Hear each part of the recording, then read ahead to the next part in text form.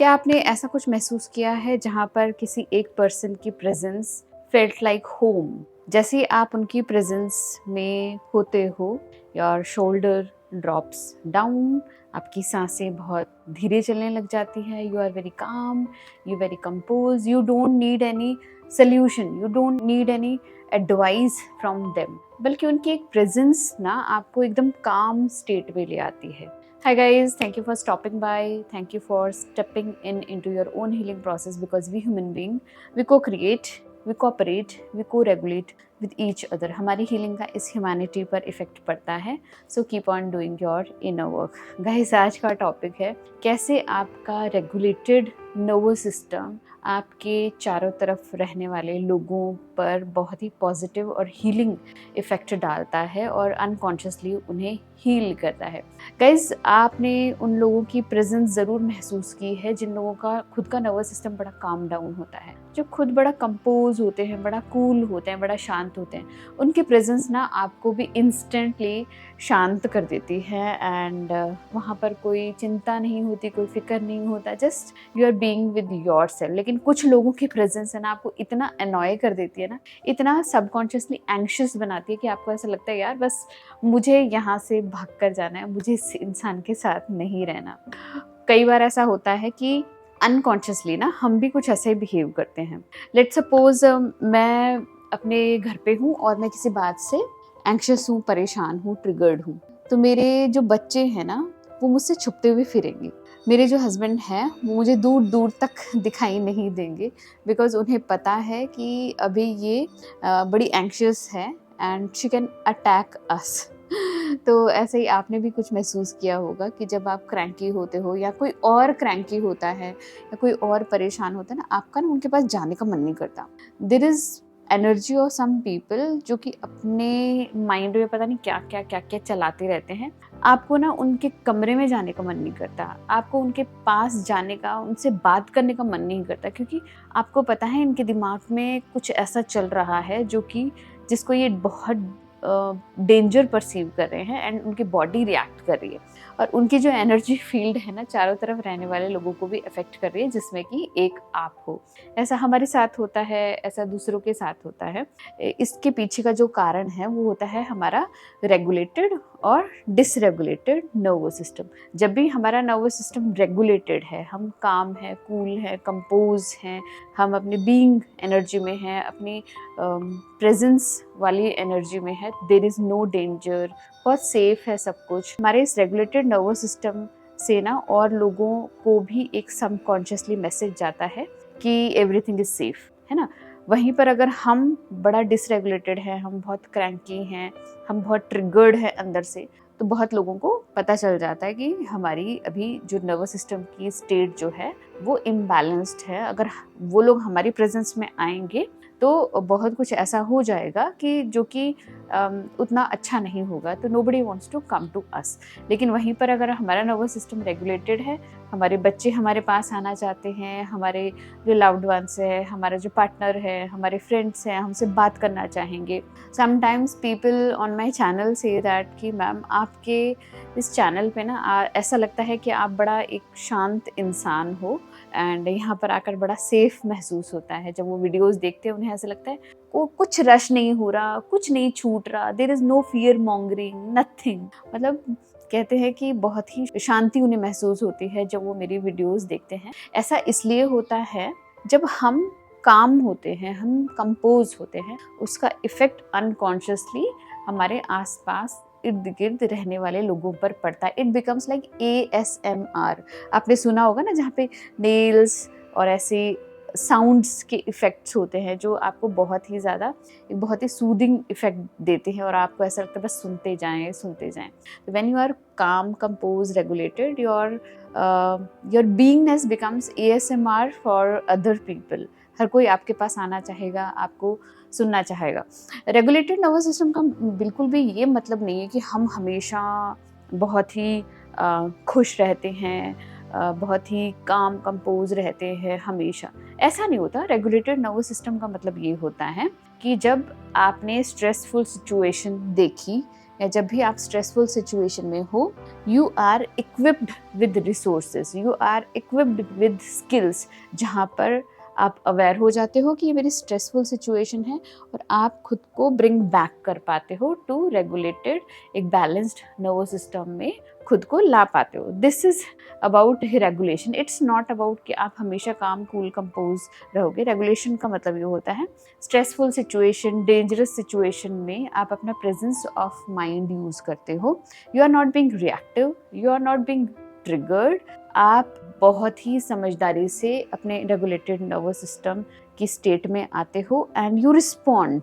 आप ट्रिगर होकर रिएक्ट नहीं करते हो, आप स्ट्रेस देख लेते हो, ट्रिगर देख लेते हो and you just process it through yourself and then you respond. आप रिस्पॉन्स देते हो। ये तो होता है रेगुलेटेड नर्वस सिस्टम का मतलब कि ट्रिगर, स्ट्रेसेस, ये प्रॉब्लम्स हमारी लाइफ का एक पार्ट है, हमारी लाइफ से कहीं नहीं जा सकता। तो क्या इसका मतलब ये है कि हम डिसरेगुलेटेड घूमने लग जाएंगे? नहीं, इसका मतलब ये है कि प्रॉब्लम्स, स्ट्रेसेस में भी हम किस तरीके से सिचुएशन को हैंडल करते हैं और खुद को वापस से एक नॉर्मल स्टेट में लेकर आते हैं। This is all about nervous system regulation. अच्छा, एक और आपको एग्जांपल के साथ समझाती हूँ कि मैनी ईयर्स बैक ना I was little bit ill. Little bit नहीं कहूँगी, काफ़ी दिनों तक मैं थोड़ा बीमार थी, कफ वगैरह मुझे हो गया था बहुत बुरी तरीके से एंड बहुत बॉदर कर रहा था। एंड मेरे हस्बैंड ने बोला कि चलो एक डॉक्टर हैं उनके पास चलते हैं। तो यूजुअली आई अवॉइड डॉक्टर्स, मैं नहीं जाती, मैं मेडिसिन नहीं लेती, लेकिन उस समय इतनी ज़रूरत मुझे लगी कि हाँ मुझे जाना चाहिए। एंड वो जो पर्सन थे ना, जो डॉक्टर थे, वो इतना काम थे, वो इतना एक्सपीरियंस थे, वो इतना ज़्यादा कंपोज थे कि मैं उनके पास गई और उन्होंने बड़ा शांति से मेरी बात को सुना। जब उन्होंने मेरी बात को सुना, ही टच्ड, उन्होंने मेरी ब्रेथ रेट चेक की, मेरी बॉडी को चेक किया, है ना, और उन्होंने बहुत मतलब अच्छे से मुझे रिस्पॉन्स दिया। एंड एटलीस्ट 10 to 15 मिनट्स मैं उनके पास बैठी रही। वो धीरे धीरे चीज़ें पूछते रहे because he was aged experience person. तो बहुत फटाफट फास्ट नहीं कर रहे थे कि चलो नेक्स्ट वाले को बुलाते, नहीं, वो सुन रहे थे। देन मैं जैसे ही उनके रूम से निकली ना, आई फेल्ट लाइक कि अब उतनी प्रॉब्लम नहीं महसूस हो रही है। एंड देन हम केमिस्ट के पास गए, जो उन्होंने जो दवाई रेकमेंड की थी, मेडिसिन रेकमेंड की थी, हम केमिस्ट के पास गए। हम आधे रास्ते तक पहुँचे और मैंने अपने हस्बैंड को बोला कि I want to say something. He said कि क्या हुआ? मैंने कहा दवाई लेने की ज़रूरत नहीं है, अब मुझे ठीक लग रहा है। देन ही वॉज लाफिंग, कहते तुमको जाकर बस उनको अपनी शक्ल दिखानी थी, उनसे बात करनी थी और उनको पैसे देने थे। आई सेड यस, मेरा मन नहीं करा कि मैं अब मेडिसिन लूँ। I think I am all fine, I am all okay, शायद मुझे इतना ही चाहिए था। And he was confused. उन्होंने बोला नहीं दवाई तो लेनी पड़ेगी। उन्होंने शायद थोड़े कम दिनों की दवाई ली। एंड देन मैंने इस चीज़ का ना एनालिसिस किया कि हुआ क्या था। और ऐसा एक बार नहीं हुआ, उसके बाद ना एक आध बार ऐसा हुआ है, मतलब 2-3 साल में ऐसा कुछ होता है मुझे, जब मुझे डॉक्टर के पास जाना ही पड़ता है और मैं उन्हीं डॉक्टर को ही रेफ़र करती हूँ। लेकिन उनके साथ तो मतलब ऐसा लगता है क्लोज कनेक्शन है। एंड उनका जो रूम है ना, जो हॉस्पिटल में रूम है, उसके ऊपर 111 उनका रूम नंबर है। तो मुझे ऐसा लगता है he is like such a person जिनके पास हीलिंग पावर है। तो मैंने बाद में भी एक्सपीरियंस किया है, जब भी मैं थोड़ा बहुत मुझे कुछ इशू हुआ है, मैं उनके पास ही गई हूँ एंड बहुत ही कामली वो रिस्पॉन्ड करते हैं। एंड मैं हमेशा ऐसा होता है कि उनकी प्रेजेंस के बाद ठीक हो जाती है। तो ऐसा ही हमारे साथ होता है जब हमारा नर्वस सिस्टम बड़ा काम, कूल, कंपोज, रेगुलेटेड होता है ना, तो हमारी प्रेजेंस मात्र भी ना लोगों के लिए एक हीलिंग जैसी हो जाती है। तभी मैं अपने बहुत सारे क्लाइंट्स को रेकमेंड करती हूँ कि आप चाहे किसी भी प्रोफेशन में हो, है ना, नो मैटर आप किसी भी प्रोफेशन में हो। यूजुअली मेरे जो कोचिंग है इसमें मैक्सिमम जो है ना डॉक्टर्स हैं, तो उन्हें समवेयर ऐसा लगता है कि हम एलोपैथी से थोड़ा सा अलग हटके कुछ करना चाहते हैं, तो हम क्या करें। तो मैं उनको हीलिंग के बारे में, रेगुलेटेड नर्वस सिस्टम के बारे में उन्हें समझाती हूँ एंड अलग अलग मोडालिटीज़ के बारे में उनको एक्सप्लेन करती हूँ। तो वो कहते हैं कि हम कैसे इनको इम्प्लीमेंट करें। तो मैं उन्हें ये बात कहती हूँ कि आपको अपना प्रोफेशन छोड़ने की ज़रूरत नहीं। आप जिस किसी भी प्रोफेशन में हो, आप उसी प्रोफेशन में इस प्रैक्टिस को इन्वॉल्व कर लो। आप हीलिंग की प्रैक्टिसेस जो है उनके स्किल्स को सीख लो। सबसे पहले ज़रूरत है कि आप खुद को हील कर लो, खुद के ऊपर वर्क कर लो, and then practice with your presence, है ना। अपने एनर्जेटिक प्रेजेंस के साथ आप प्रैक्टिस करना स्टार्ट करो, तो आप वो भी परफॉर्म कर पाओगे जो आपका प्रोफेशन है, और साथ साथ में आप अपनी रेगुलेटेड नर्वस सिस्टम या अपनी हीलिंग मोडालिटी के साथ भी लोगों को हील कर सकते हो, लोगों की हेल्प कर सकते हो। इसके लिए आपको ज़रूरी नहीं है कि आप अपना प्रोफेशन छोड़ें और आपको हीलिंग में ही आना है, नहीं, इट्स नॉट अबाउट दिस। आप अपने जो भी आप लर्न कर रहे हो, आप अपने उस प्रोफेशन के साथ उस चीज़ को इंक्लूड करके आप लोगों की हेल्प कर सकते हो। तो बहुत सारे लोग जो है ना हीलर्स भी हैं मेरे कोचिंग में ना, तो दे आस्क मी कि कैसे हम हमारे क्लाइंट्स की हेल्प कर सकते हैं, कैसे हम हमारे क्लाइंट को हील कर सकते हैं। तो मैं उन्हें सिर्फ एक ही फॉर्मूला बताती हूँ कि वर्क अपॉन योर सेल्फ। खुद के ऊपर वर्क करो, खुद की ब्रेथ के ऊपर वर्क करो, खुद को प्रेजेंट मोमेंट में लेकर आओ, खुद के नर्वस सिस्टम को काम डाउन करो, खुद को सबसे पहले ऑब्जर्व करो, खुद के प्रति पहले अवेयर हो जाओ, एंड देखो आपकी बॉडी में क्या चल रहा है। अगर कुछ भी एजिटेशन आपको लग रही है, काम योर सेल्फ डाउन, खुद को सूद करो, काम करो। अल्टीमेटली आपका जो ये हीलिंग का इफेक्ट है, ये जो काम नर्वस सिस्टम का इफेक्ट है ना, आपके क्लाइंट को ज़रूर मिलेगा, 100% मिलेगा, क्योंकि मुझे ये कॉम्प्लीमेंट हमेशा मिलता है, और 99% ऑफ द टाइम मुझे ये कॉम्प्लीमेंट मिलता ही है कि मैम आपसे बात करने के बाद I am feeling very relaxed. इसका क्या मतलब होता है कि अगर आपके साथ एक ऐसा पर्सन है जो कि एक रेगुलेटेड नर्वस सिस्टम की स्टेट में है, अगर आप डिसरेगुलेटेड हो, आप उनकी प्रेजेंस में रेगुलेट कर सकते हो खुद को। मतलब किसी और का रेगुलेट होना आपकी प्रॉक्सिमिटी को हील करता है। अगर आप रेगुलेटेड हो, आप अपनी प्रॉक्सिमिटी को रेगुलेट कर रहे हो, because there is a terminology called co regulation, जो कि मैं अपने टैगलाइन में बोलती हूँ, we cooperate, we co regulate, we co create. तो हम को रेगुलेट करते हैं, हम ह्यूमन बीइंग ना, हम एक दूसरे के साथ को रेगुलेट करते हैं। ये को रेगुलेशन कहाँ से आया? सिंस इवोल्यूशन, हमारे जो एंसेस्टर्स थे इसी से ही डेंजर को और सेफ्टी को ना समझा करते थे। उन्हें पता होता था ट्राइब में अगर कोई एंग्शियस है तो कैसे हमारे लिए खतरा हो सकता है, या वो क्यों एंग्शियस है। अगर वो बाहर से आया तो एंग्शियस है, इट मीन्स कि कोई खतरा है। या फिर अगर everyone is like safe and regulated, तो उसको मान लिया जाता था कि सब कुछ सेफ है, कोई डेंजर नहीं है, अब सब कुछ ठीक है। लेकिन कहीं पर भी डिसरेगुलेशन महसूस होता था, कहीं पर भी एंग्शियसनेस किसी पर्सन में महसूस होती थी।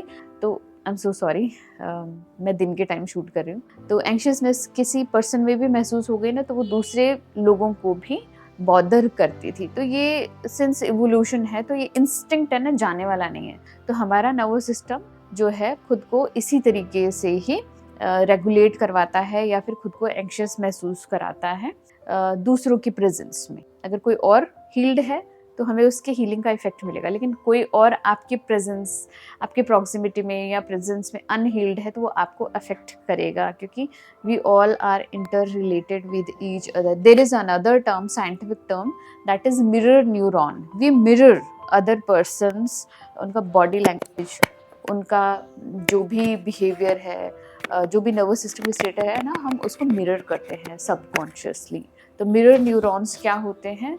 हमारी बॉडी में कुछ ऐसे न्यूरॉन्स होते हैं जो दूसरों की प्रेजेंस या दूसरों की जो बीइंगनेस है उसको मिरर करते हैं। अगर कोई और एंग्शियस है, हमें भी एंग्शियसनेस महसूस होती है। कोई और रेगुलेटेड है, हमें भी उस चीज़ का ना जो बेनिफिट है ना वो मिलता है। It's very crucial, it's very important to regulate ourselves. At the end, I will say one thing that is very important. Guys, heal yourself so that your presence becomes medicine for others. जब आप अपने आप को heal करते हो, जब आपका nervous system regulated होता है ना, आपकी प्रेजेंस मेडिसिन बन जाती है दूसरों की। इसलिए बहुत ज़रूरी है आप अपना इनर वर्क करें, आप अपना शैडो वर्क करें, खुद को रेगुलेट करें, खुद की ग्राउंडिंग करें, ऐसे स्किल्स सीखें जिससे आप अपने आप को रेगुलेट कर सकते हैं। क्योंकि रेगुलेशन का मतलब ये नहीं होता कि आप हर स्टेट में बड़ा अच्छा महसूस करें। रेगुलेशन का मतलब ये है स्ट्रेस, एंजाइटी, प्रॉब्लम्स के टाइम आप खुद को कैसे रेगुलेट करके और कैसे अपने स्किल्स को यूज़ करके एक बैलेंस्ड स्टेट में आओगे, जहाँ पर कि आप अच्छे से चीज़ों को सॉल्व कर सकते हो, समझ सकते हो और दूसरों को भी हेल्प कर सकते हो। आई होप आज का वीडियो आपको अच्छा लगा, एंड अच्छा लगा तो प्लीज़ लाइक कीजिएगा, मेरे चैनल को सब्सक्राइब कीजिएगा। मिलते हैं ऐसे इंटरेस्टिंग वीडियो में, तब तक के लिए बाय।